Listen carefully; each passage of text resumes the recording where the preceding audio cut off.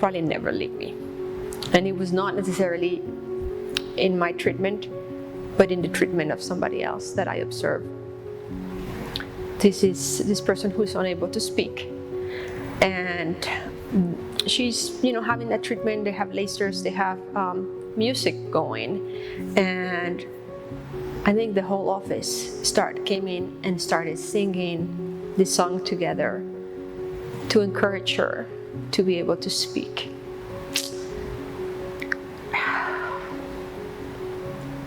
And you just don't find that everywhere. That compassion for someone, and that the uniqueness to come and want to be a part of it and sing with joy and love, like that will probably never leave my mind. Like I honestly, I got goosebumps when I was watching it, and I thought, oh, God is most definitely present here. So as a caregiver, you hold so much of their trauma in yourself. For me personally, I was trying to take his trauma, trying to take his pain, trying to take all of that into my own body so that he didn't have to feel that. And I thought that I had let it go, but until I sat with Dr. Jerry, I had not let go of it, obviously, because I still felt that tension in my body. But as soon as she did that to me, it was like a full release of just everything. And I let out a huge breath, and Jaden let out a huge breath at the exact same time that I did. We're so connected that if I let my trauma go from this situation, he'll feel that trauma leave his body too. And then he can feel the peace, then I think he has the opportunity to heal.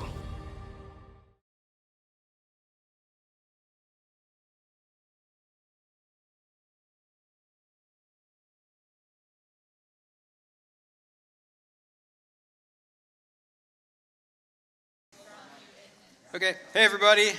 Thanks so much for being here. My name is Ryan. I work with the Neurosolutions Center of Atlanta. So I'm in Atlanta, Georgia. Atlanta, traffic. I actually came here 2 years ago and spoke, and I've done 1 or 2 other virtual talks with Team Luke. And I just want to tell you a little bit about how I got involved with Neurosolution, just because it was kind of a funny story for me. So I was doing this type of work with Life University, which is a chiropractic school right outside of Atlanta, Georgia, and I really loved it. And then the pandemic hit, the office ended up closing, and I'm also a nurse practitioner. So I have a good friend who said, hey, I can get you hooked up with this great job. It's an orthopedic surgery group. You'll be like the surgeon's nurse practitioner. And I took it just because I really hadn't gotten my feet wet with nurse practitioner, stuff like that. So I did it, and I loved it, and I was working there full time. I really am interested in orthopedics, but it's not very difficult. A lot of the patients that we saw, it's like knee, shoulder, back, and they're at a point in their prognosis where they just need, it's either like, a simple medication or something like that. So it was fun, it was simple. I got to do a lot of cool stuff, and I was really enjoying it and kind of growing with the clinic. And then I get a phone call from Kyle and Brandon. Kyle's our Louisiana doctor. Well, it was more like a text, and they said, we need to speak with you. I'm like, okay. Because in that time, too, I was still kind of working in the background with them, doing some stuff with the lasers. And they asked me, hey, we're thinking about opening up a facility in Atlanta, and you're the guy. And I said, I'm the guy? They said, yeah, you're the guy. I was like, no, I'm not the guy. I like my job. I'm happy. I love you guys. I don't want to do this. No thanks. And then they called me again. And they're like, dude, you're the guy. We don't have anybody else. If you're not the guy, then we're not going to have a place. And I said, sorry, man. Thank you so much. I'm super grateful for the opportunity, but I like working here. And then I get a private phone call from Kyle, and he basically just told me that I was not doing my life's work. I'm better than what I am. Like, he just laid into me like he was the older brother from a different world. Like, he got nasty with me. And I kind of just like, I don't know. When people get mad at me, I get sad because I like people to like me. So I still said thanks, but like, don't be a jerk and no. And then he called me again, and he's like, dude, I'm serious. Like, you literally are not doing what God put you here to do. You know so much more than knees and shoulders. You need to open up this facility with us. And I said, okay, fine. And so I did it. There was a lot of going back and forth, but I'm super grateful for that phone call. And Brandon got on too, and he was a little bit nicer than Kyle was about it.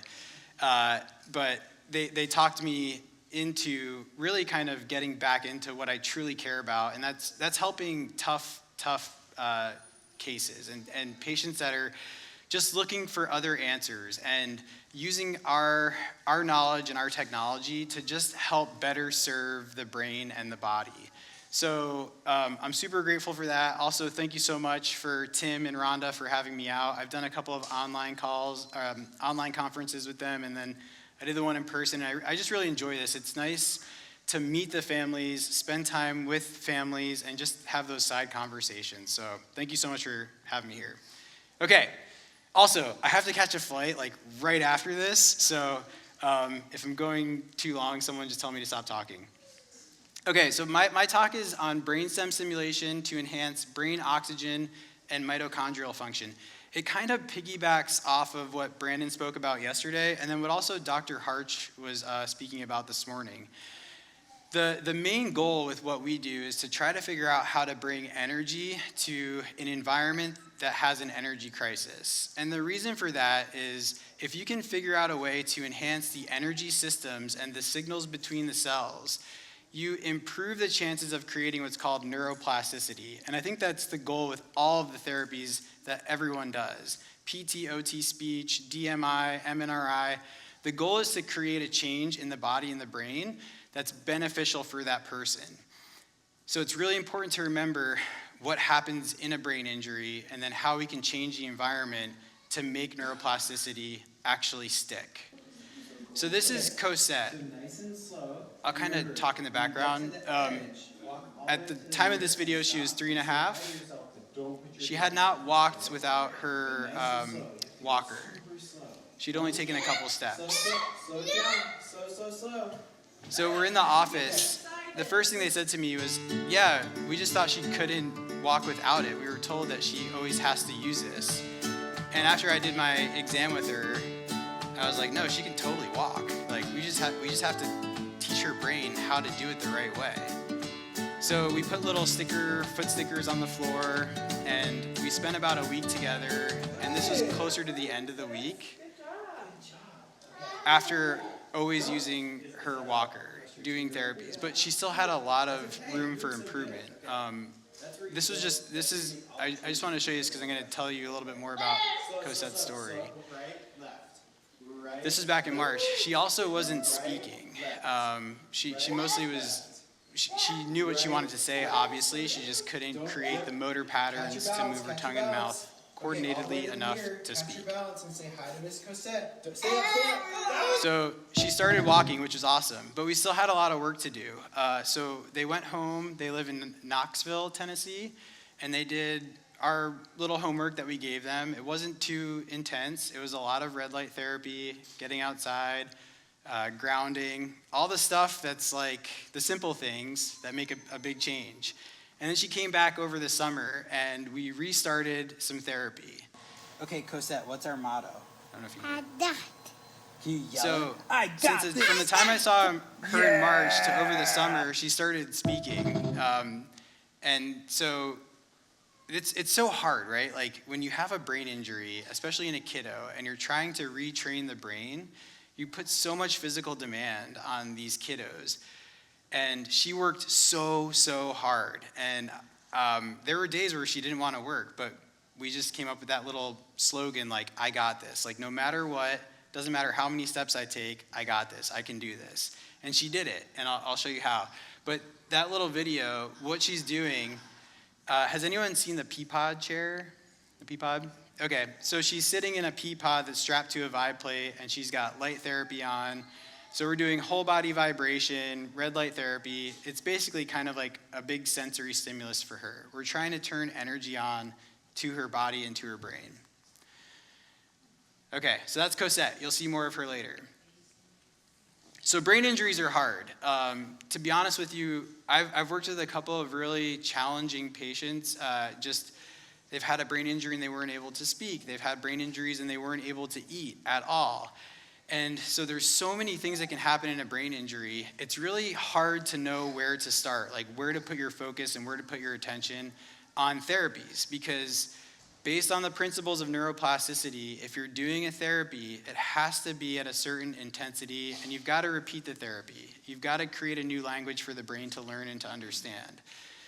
So knowing that, we have to know some common denominators in brain injury. And I'm still figuring this out, but for now, 2 common denominators that I think are common in every brain injury, because from what I've seen, so many brain injuries are similar, but they're so different. Number 1 is inflammation, and number 2 is mitochondrial dysfunction. Do you guys know what mitochondria are from high school? The powerhouse of the cell. Okay, so they're like the cell's muscle, right? They actually can do a lot more than that. They're actually very intelligent muscles. Biceps are important, but brains are importanter. I'm just kidding. Right? Yeah.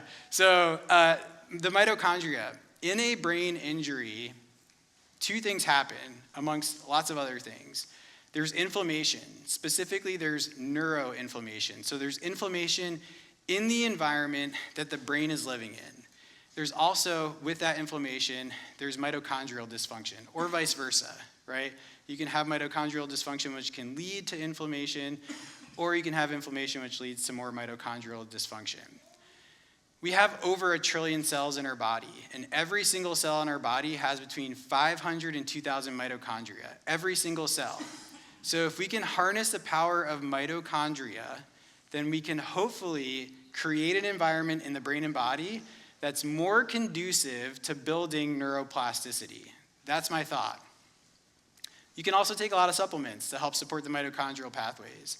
You can also eat lots of really good foods, which is really important to help support mitochondrial pathways. But these are just a couple supplements. I wanted to put that in the slides for you. I'll usually come up with like a little supplement protocol for patients, depending on what I think they need. But again, like if you're taking supplements, but then you're eating McDonald's, you're just kind of wasting your money on supplements. Okay, so mitochondria play a crucial role in brain health due to their involvement in energy production, which is vital for maintaining neuronal function and supporting cognitive processes.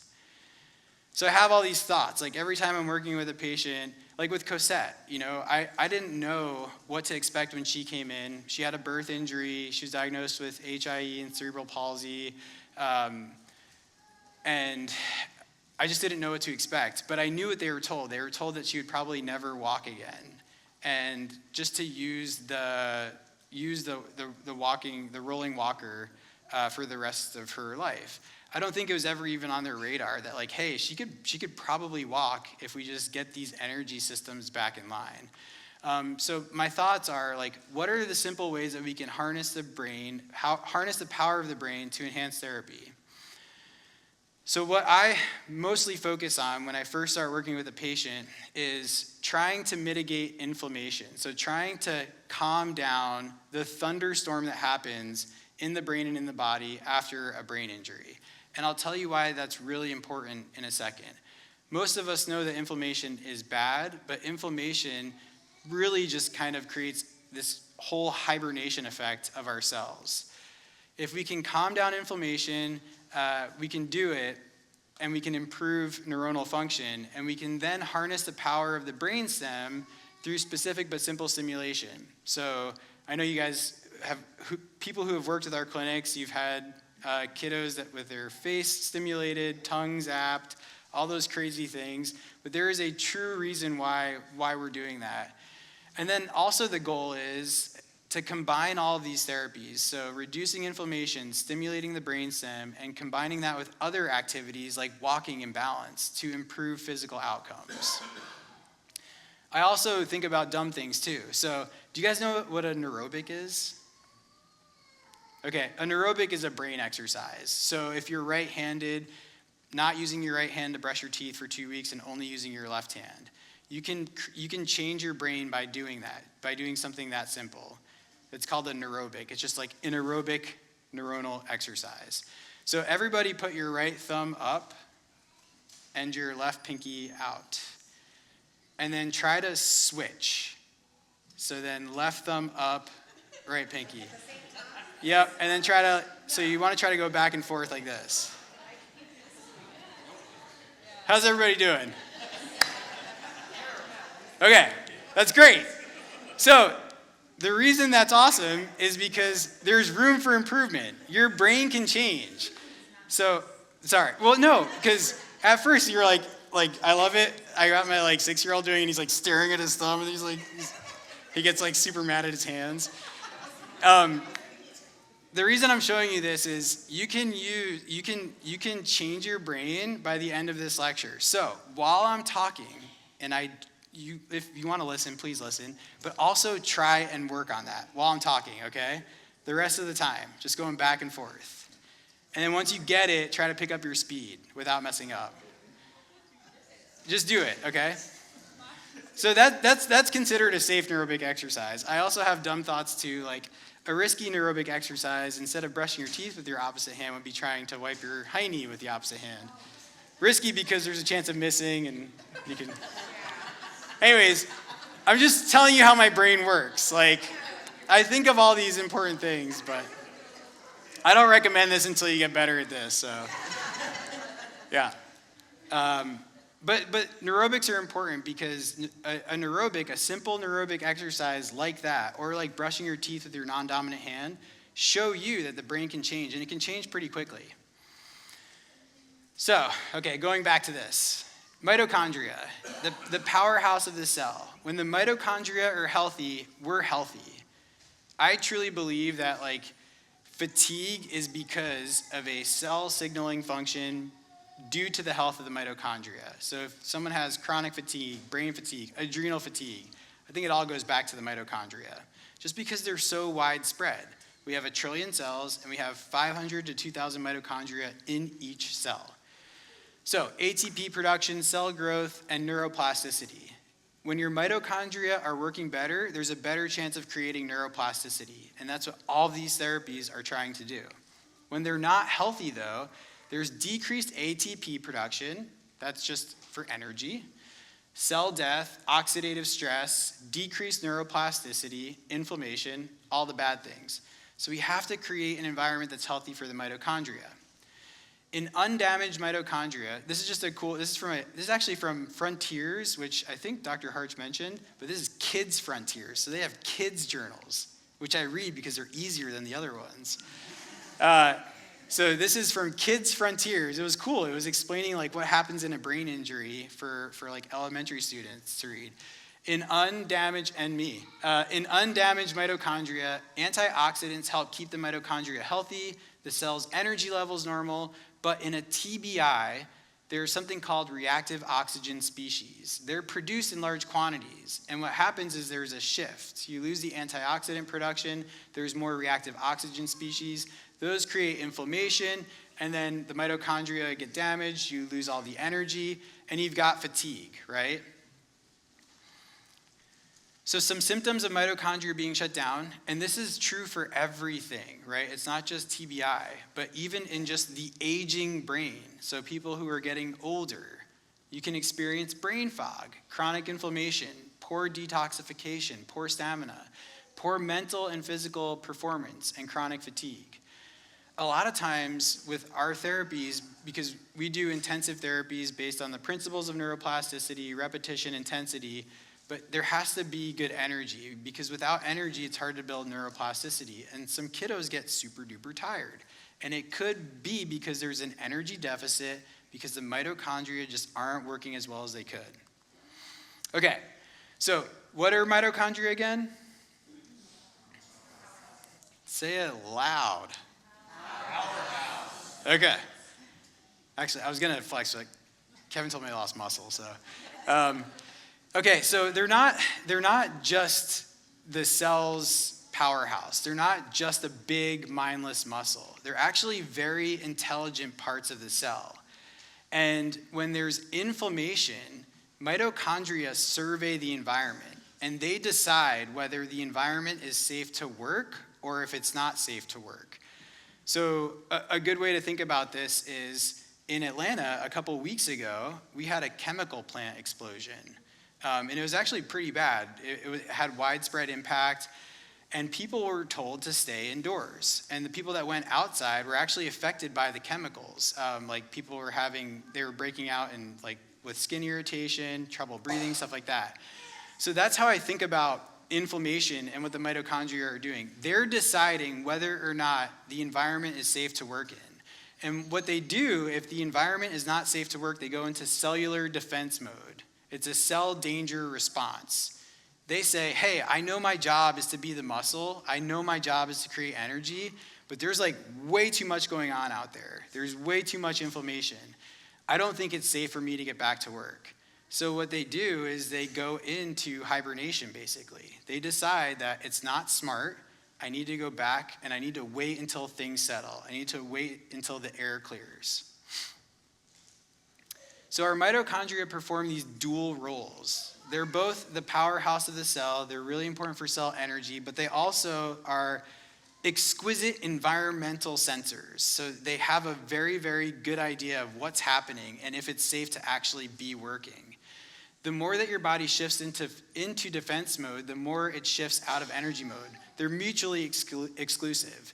You can't get good mitochondrial function, you can't get good brain energy, you can't get good body energy if your mitochondria detect inflammation, if they detect an environment that's not hospitable for good, healthy function. Okay, yeah, so that's what I said. So they literally ask themselves, and they tell their buddies around them. They say, hey, are we in a peaceful and safe environment where we should focus on creating abundant energy, or are we under attack or in a state of stress?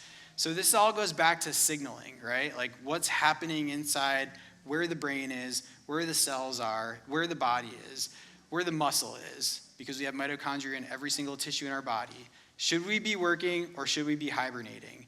And in a brain injury, most of the time, the mitochondria are so intelligent, check this they out. say, Cosette was we're here back going in to March, and we were hibernate. working on walking without her walker. All right, this is And watch Cosette this. back first Okay, day ready? from the summer.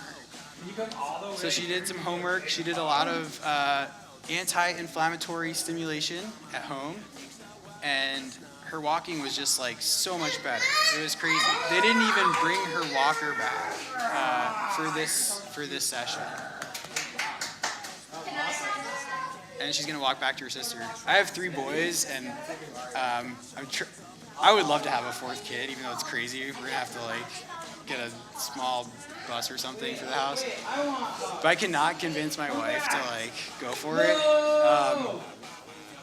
Anyways, I'm saying that because I have 3 boys, and like we would love to have a daughter, but like I'm gonna try to steal Cosette because she's like the cutest kid ever. So it's either we're gonna have another baby or I'm gonna go steal Cosette. So Cosette did this therapy, and again, this doesn't happen overnight. I try. The hardest part about doing this therapy is you're running like a super duper ultra marathon. And that's part of the reason why I love working in orthopedics, because you get like a grumpy old man that comes in and their knee hurts, and then like 2 days later, he's your best friend because like he's walking better, his knee feels better. But this does not happen overnight, and I don't want these videos to just show you like, hey, like all of a sudden she's walking again. There was a lot of work that was put into this on her part and her parents' part to get her to where she is today. But you know, it's worth it, and you don't see the changes, but you don't see the changes. You may see them pretty quickly, and sometimes you don't. But just know that every time you're doing some sort of therapy or stimulation, you are creating a foundation that's going to improve that child's nervous system for the future, no matter what. So you're laying the foundation. You just have to remember that, and it's a journey. But if you can create a really good foundation and a really good environment, you can make change. Okay, So some of the devices that we use to mitigate inflammation and improve mitochondrial function, these are just a couple. We use photobiomodulation, so laser therapy. I remember the first time, so Dr. Crawford came to Life University in 2017, and he actually brought like lasers with him, and I was doing this stuff, just not with lasers, and I was like, dude, this is just like a fancy flashlight. But then I started using it, and I was like, whoa, it's crazy. And so now, like, you know, I use them on my kids. I mean, I've been using them ever since. I had a patient that day that had a really bad concussion, and I'd been working with her for like 3 months. And she was doing okay, but then I started using a laser, and her progress just accelerated. So that's when I got really interested in laser therapy. And then also there's just so much literature behind it, so it's really neat. Top left is a NanoV device, another one where I was like, why did we buy this for the clinic? This is crazy. Then I started reading the research. I spoke with one of the developers, and then I used it on myself. It's awesome. I just tell patients we're lasering their boogers. It's vaporized laser water at specific frequencies that helps with the inflammatory response, protein misfolding, and helps improve mitochondrial function. It's amazing. Whole body vibration, one of the simplest, easiest things you can do to improve the brain and the body. And then cranial nerve stimulation. I use the device called the SimPod, but there's other ways to do it. Okay. So these are just some of the biological and metabolic effects of red light therapy. For me, like this is where I start with every patient, and the reason for that is if the mitochondria, if they think that the environment is not safe to be in because inflammation happens after a brain injury, not only does it happen in the brain, there's research that shows that within 6 hours after a brain injury, the vagus nerve is affected and you get leaky gut. When you get leaky gut, you get body inflammation. And then you get this vicious cycle of brain-body inflammation. So all this inflammation starts happening within hours after a brain injury. And if you're going to try to reduce the inflammatory response and create a hospitable environment for cells to live in, hey, are you guys practicing this? Okay. Everyone keep practicing. Someone's got to get better while I'm talking. If you're going to try to create a hospitable environment for the cells to live in, red light is like one of the best ways to do it. It just has so many amazing effects on the brain and on the body. But again, remember, the reason that I use it in the clinic is because I truly believe that when you shine light on cells, specific frequencies and wavelengths of light on cells, you're changing, dude, you're crushing it. You're changing the way that the mitochondria are able to sense their environment. You're improving cell signaling, you're improving energy, and then you're creating or building the big stage for neuroplasticity to occur. So it's inflammation, reduce inflammation with red light therapy, improve blood flow, improve nerve growth factors. There's just so many things that it can do. So we use it on brain and body, and we use it a lot because I think it's really, really important, especially after a brain injury. The other stuff we do is all the weird stuff on the face and tongue. I came across a paper, it was really interesting. They took a TENS unit and they put it on the forehead, which is kind of terrifying, and then the cheeks. And what they found was that they were able to reduce biomarkers for neuroinflammation just by running a TENS unit on the face. And they were doing that through what's called the trigeminal nerve. It's our fifth cranial nerve. It's responsible for us chewing and feeling our face, amongst a couple of other things. But, you know, who would have thought? You take a TENS unit and you put it on there. What's really cool now is a lot of speech therapists are using devices that are doing stuff on the face and on the throat to help improve speech and swallow. And I think it's less of a muscle thing, and I think it's more of a brainstem activation thing of how it works, or probably a combination of both. But the paper showed that you can improve brain blood flow, right? Which is the goal with hyperbaric therapy, the goal with red light therapy, the goal with physical exercise. You can improve blood-brain barrier function. Do you guys know what the blood-brain barrier is? I always think of it, so like, it's a super nice sunny day out, you're sitting on the back porch, you're drinking a nice glass of lemonade or something, and you're relaxing, there's a cool breeze, and then all of a sudden, someone like cuts a hole in the screen door and mosquitoes start flying in. That's what happens. First scenario, drinking the lemonade, cool breeze, no mosquitoes, healthy blood-brain barrier, cut in the screen door, mosquitoes come in, unhealthy blood-brain barrier. But you can patch the cut by doing trigeminal nerve stimulation. Reduce brain inflammation.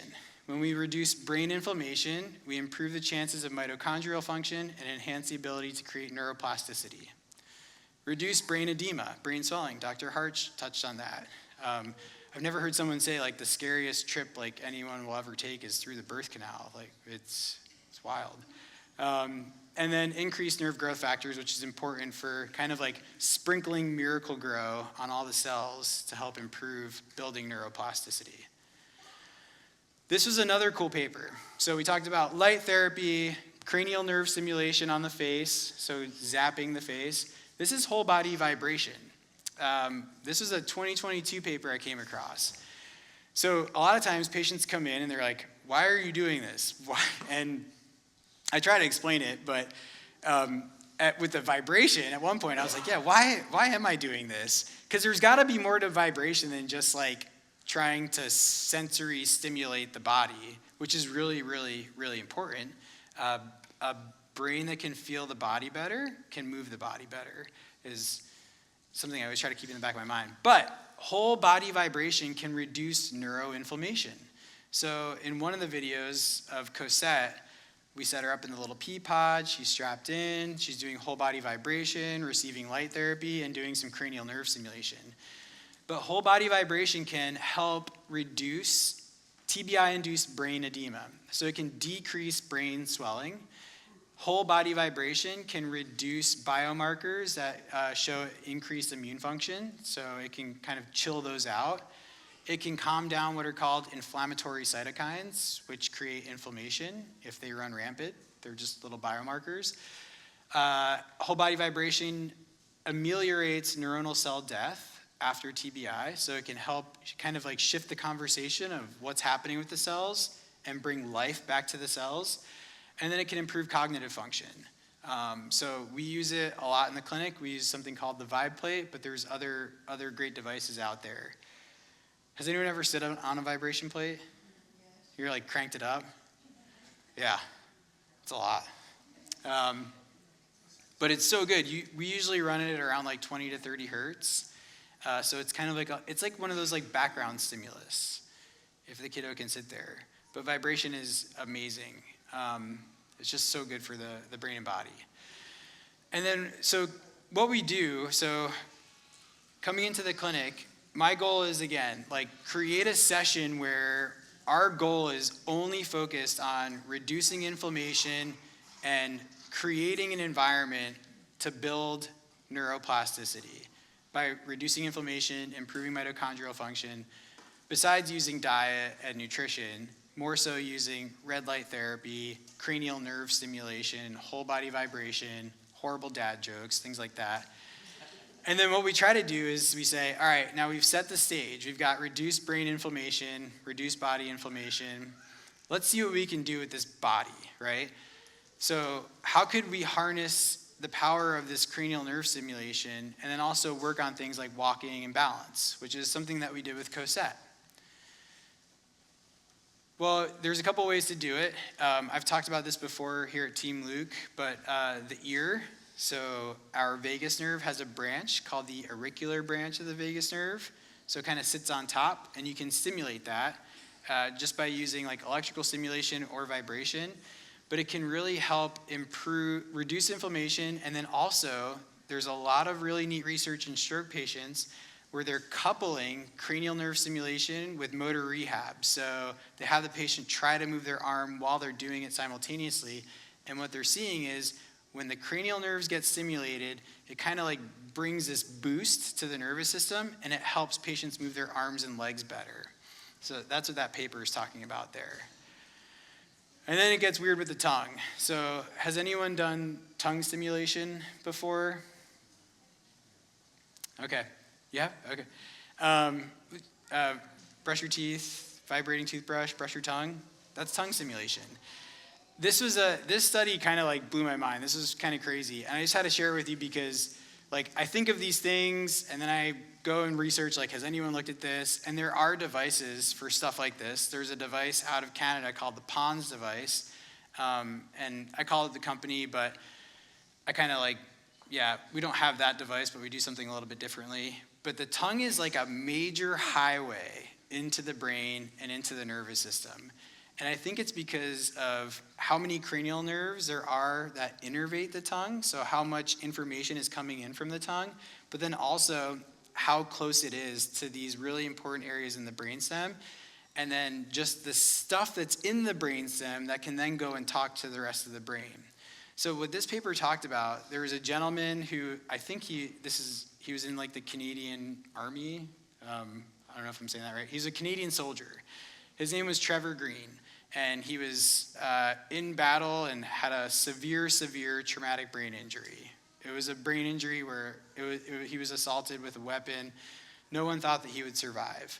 And miraculously, he did, and he was doing pretty well. And for 12 years, he was doing speech therapy, occupational therapy, physical therapy, obviously, amongst other things, but he hit a plateau. He hit a plateau in his therapy. His walking just wasn't where he thought it could get to. His balance wasn't there either. So he teamed up with a group that was looking into neuromodulation, which just means modulating the nervous system, and how they could do stuff like stimulate the tongue to help him break through that plateau and get better balance and better walking. So he kept doing his physical therapy, but they added in electrical tongue stimulation. And by doing that, they improved his balance, his posture, and his coordination. So this is Trevor Green right here, the soldier. No, I'm just kidding. This is Josh. Josh was also assaulted. He's older, he's 30. He was assaulted in Atlanta. I actually knew him before his accident. He worked in my buddy's office. He's a massage therapist. And he's 3 years out from his brain injury. But when he came to us, he was still walking with his walker. He did not have any like physical endurance. His cognition wasn't awesome. He could only say a couple of things in response, so his speech wasn't that great. His memory wasn't great either. And so what we did was we went back to the basics, and that's when I kind of came across this paper. He was working with the Shepherd Center, which is an amazing brain and spinal cord rehab center in Atlanta, but he hit a plateau. And with that group, if you kind of hit a plateau, they'll discharge you, you'll go and do some home therapy, and then try to come back, get a reassessment, see if you pass some balance scores, some walking scores, and then they'll admit you back in. But he wasn't getting back into the program, so that was our goal. We needed to improve it's called a Berg balance test, and we needed to improve his walking. So for the first couple of weeks, all we did with Josh was cross-crawl exercises after he had done a laser session. So like a 30, 45 minute laser session, lasering his brain and body, doing some stimulation to his cranial nerves, worked on some cross-crawl movements. And then we started working, combining all those together and working on balance. So stimulating his tongue, doing whole body vibration, working on his balance. And we just did that for a couple weeks. And then he went back to the Shepherd Center and he like crushed his balance test. So he got admitted back in there. We kept doing our therapy. They added in their secret sauce. And he just made leaps and bounds. So now they live in a condo in Atlanta, but he walks himself to the gym, does his own laundry. He's not driving yet, but he'd like to be driving soon. He really wants to get back to work. His memory has gotten so much better. His speech is crazy. We text, he has normal conversations. And I just wanted to show you that because he has amazing dance moves, but also it's just another amazing story of the brain's potential to heal at any age, right? He's 30, so after 25, your brain physically stops growing, but the connections don't stop. Neuroplasticity doesn't stop.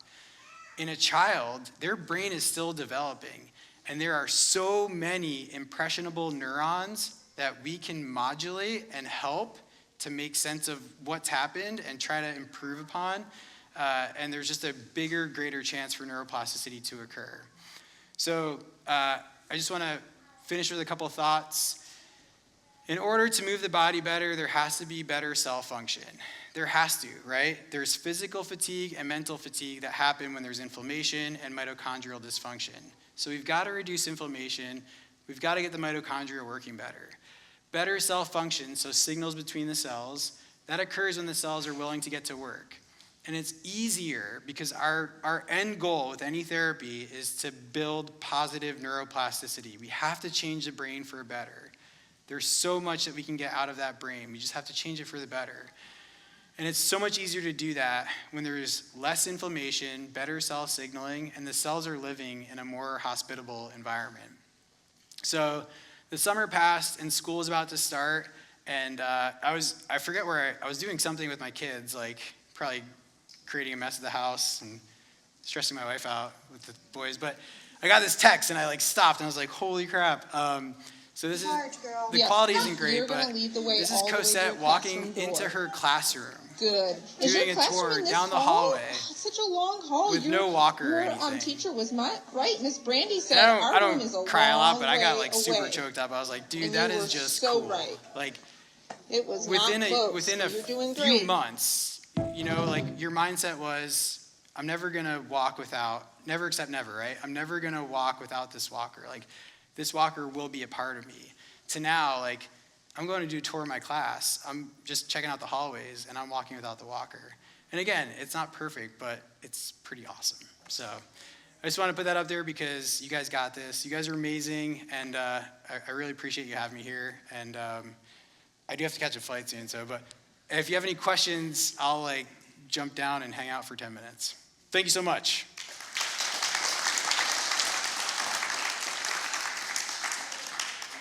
Oh, wait, hold on. Did anyone get better? Who feels better? I can't go fast, but I can go slow fast. That's good. Yeah.